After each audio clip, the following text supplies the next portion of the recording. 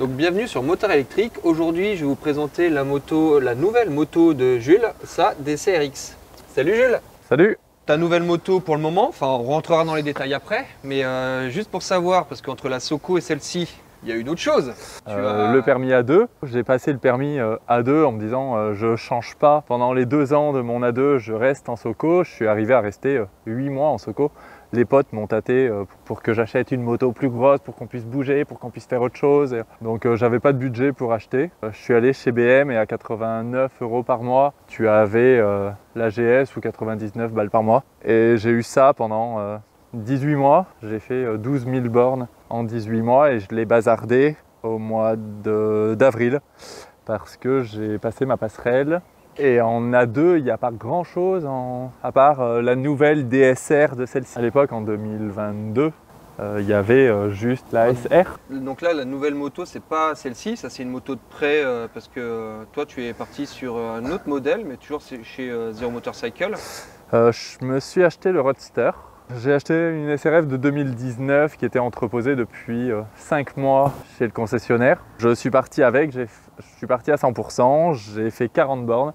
Je suis arrivé à 0% de batterie chez moi, impossible de la mettre en charge. Il y avait plus de 300 mises à jour à faire selon les notifs sur le téléphone. Le concessionnaire est venu chercher la moto chez moi et il m'a prêté ça en échange. Donc 2 roues la traîne. Ouais, 2 roues la traîne, tout à fait. Merci pour le... Moi c'est bien. C'est ça, ils sont hyper pro. Ils ont pris leur responsabilité, t'ont prêté une moto équivalente, donc ça c'est top. Ça fait 5 semaines que j'ai la DSRX. J'ai fait 8000 bornes. Allez, 8000 bornes, et c'est ça qui va être intéressant, c'est que tu vas du coup nous raconter un peu tes trajets, ce que tu as fait. 8000 bornes, je suis parti en road trip pendant 5 jours avec 39 autres potes en thermique. J'étais le seul en électrique, c'était la grosse crainte de te dire l'électrique, ça ne peut pas suivre des thermiques, ça va être chiant, il va falloir se recharger tout le temps. On avait un roadbook avec 250, 300 bornes par jour. J'avais prévu à chaque pause une prise, un truc. Au final, il n'y a pas besoin. Quand tu roules cool en mode éco ou sans trop torcher la poignée, tu arrives facilement à avoir 220, 280 km parce qu'on est parti dans les montagnes, donc c'était hyper vallonné. Donc tu accélères en montée, tu fais de la régé au max sur les descentes. Tu bouffes à midi. Tu arrives quelque part, tu la branches avec le 6,6 kg en type 2 et type 2, donc tu récupères 50-70% en 1h30. Elle a l'option 110%, elle a la marche arrière, et c'est la 17.3 en batterie. Ça c'était le gros road trip où on est parti 5 jours de Bordeaux et on est parti vers Aurillac. Donc on a fait Aurillac, Figeac, Rocamadour. 300 km par jour en moyenne? Ouais, c'est ça, on a fait 1900 km, 1800-1900 km sur 5 jours. Au camping, avec la prise domestique, ça chargeait pendant 12 ou 15 heures la nuit en 6 kW pour ne pas faire disjoncter et la journée et chauffer la prise. Donc ça marche très très bien. Quand elle charge en 6 ampères, elle fait absolument pas de bruit quand elle recharge, parce qu'il y a un gros bruit dégueulasse de ventilateur dès que tu la fais charger sur du 3 ampères ou sur du 6,6. De la charge en type 2, je ne peux l'avoir que sur une borne triphasée pour pouvoir charger en 6,6 kg. Si je suis sur une borne monophasée, même si je suis sur une borne 7 kW, je vais charger à 3,3 kW. Sur le câble domestique maison, je peux charger c'est l'adaptateur 0. Pour pouvoir charger, tu as un 5 mètres comme ça en domestique et tu as le type 2. Un 3 mètres en type 2. Ça suffit 3 mètres? Ici, ouais, ça suffit 3 mètres pour les bornes. Et après, tu as vraiment de quoi mettre plein de merde, des casquettes, des antivols, des chiffons. Avec la petite prise USB. Tu as 2 prises USB à l'intérieur. Tu as une prise 12 volts à côté du compteur, juste là. Prise USB à l'intérieur du coffre, recharge que tu laisses dans le coffre pendant que tu charges sur la prise. D'accord. Donc une power bank ou un truc comme ça. Mais par contre, à l'usage du téléphone sur le quad lock, l'USB n'est pas assez puissant pour pouvoir charger un iPhone. Donc ça évite un petit peu la décharge de ton iPhone, mais ça ne le recharge pas. Le câble domestique, tu peux charger en 6, en 8, en 10 ou en 13. Et ce qui fait que tu recharges en 3 kg par heure au max. Tu as trouvé des bornes facilement pendant ton road trip? Il y a des bornes partout. En fait, je me fais moins chier à trouver une prise qu'à faire des détours pour trouver du 98. Parce que finalement, oui, vous avez fait pas mal de petits détours pour trouver... Parce que ouais, tu arrives à une station, ah génial, merde, elle prend pas la carte, ah mince, il n'y a que du 95, oh il n'y a que de l'E10 95. Voilà, tu pars le matin, c'est plein, tu rentres le soir. Le plaisir d'électrique, et tu arrives le midi, ouais ok, c'est arrivé le midi que les potes aient choisi un endroit magnifique pour manger et que la borne soit à 800 mètres. Bah, tu vas garer ta moto à 800 mètres, tu as un pote qui fait du duo et qui te ramène à l'endroit où tu manges, tu la laisses charger 1 heure, 1 heure et demie. Ça n'a jamais été contraignant. Le seul jour où j'ai pas eu de borne de la journée, on a fait 260 bornes dans la journée. Je me suis mis en mode éco dès le matin avec une régé au maximum et je n'ai pas freiné de la journée, j'ai fait que de la régénération pour récupérer un max et je suis rentré le soir, il me restait 2% ou un truc comme ça.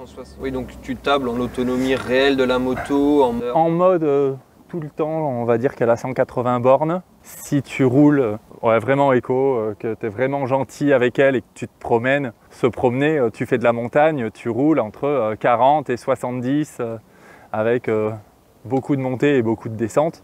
Tu arrives à dépasser les 250 bornes. On est allé à Coulonges-la-Rouge. C'est quelque chose qui monte énormément là-bas et c'est ce jour-là où j'ai fait les 260. Position de conduite, un truc, ça ne sert à rien.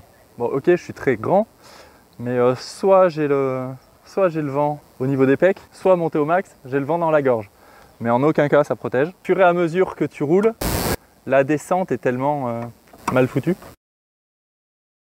que ça descend avec les dos d'âne. Pour moi, une bulle plus haute et quelque chose à pouvoir serrer parce que l'autre jour j'ai vu un mec en ville qui en avait une vraiment plus grosse pour le coup pour être bien protégé. Je trouvais toujours gadget les pare-mains. Finalement, ouais, finalement je m'y suis fait, c'est pas mal. Je suis hyper fan des poignées chauffantes. On est fin mai, ça doit être le premier jour où on a du beau temps. Les bras pas trop tendus, non? Si, un peu. Je suis pas hyper fan de cette position-là parce que j'avais un trail avant. Bon, faut dire qu'il m'a bien réconforté avec le trail parce qu'il a des bons pneus route qui accrochent vraiment bien. Le mode pluie est vraiment top. Sur un passage piéton, tu mets une poignée dans l'angle, t'as pas de... Casse pas la gueule. Ouais, ça fait l'électronique fait le travail. Voilà. Ça ne fait pas surprendre comme sur les anciens modèles où on n'avait absolument rien en assistance. Le duo, elle est très bien en duo avec un amortisseur qui est réglable. J'en suis super content. J'ai été très content de l'avoir pendant 5 semaines. Et quand tu fais beaucoup de type 2 pour charger, elle charge un petit peu moins vite. Si tu la brides à 80%, elle ne va pas charger à 6,6. Par exemple, tu es à 20%, tu lui demandes de charger maxi à 80, elle va se brider à 4,4 et elle ne va pas charger. Enfin, pas charger à 6,6 kg. Du coup, il y a une astuce, c'est si tu veux être chargé à 80, rapidement, tu lui mets le 110%. Du coup, elle a une plage de charge qui est beaucoup plus large. Elle va monter à 6,6 kg pour charger plus rapidement, elle va charger plus vite. Et par contre, c'est à toi d'arrêter manuellement à 80%. Ce truc toujours chiant, elle est arrêtée, mais elle est en roue libre. Ah oui. Parce qu'il n'y a pas le frein de parking. Donc il n'y a aucune option sur le frein qui est ici. Parce qu'il y a un frein parking, on va dire, mais une fois qu'elle est allumée en fait. Donc ça c'est cool quand tu fais des... Enfin, c'est peut-être plus une aide. C'est une aide au démarrage en côte en fait. C'est pas vraiment un frein de parking. J'ai encore pas compris. Non, j'ai pas compris comment ça se mettait en place. Mais je crois que tu pompes ou tu appuies longtemps. Si vraiment tu serres les freins quand tu es au stop, tu as un message warning qui se met ici et tu as 3 ou 5 secondes de moto bloquée sur place. Marche arrière, marche avant, je m'en sers beaucoup. Du coup, tu l'as hyper facilement. Tu enlèves le contact, tu doubles mode et tu remets le contact et tu as la marche arrière qui se met. Et fin de vidéo un peu brutale, un gros problème de micro, donc du coup le son est plus du tout audible.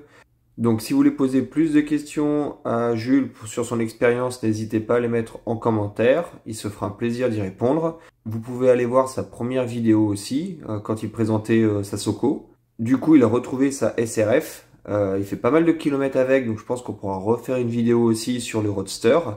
Il aura pas mal de choses intéressantes à nous dire. Et n'hésitez pas à liker, commenter les vidéos si vous voulez plus de contenu sur des possesseurs de motos électriques. Ciao!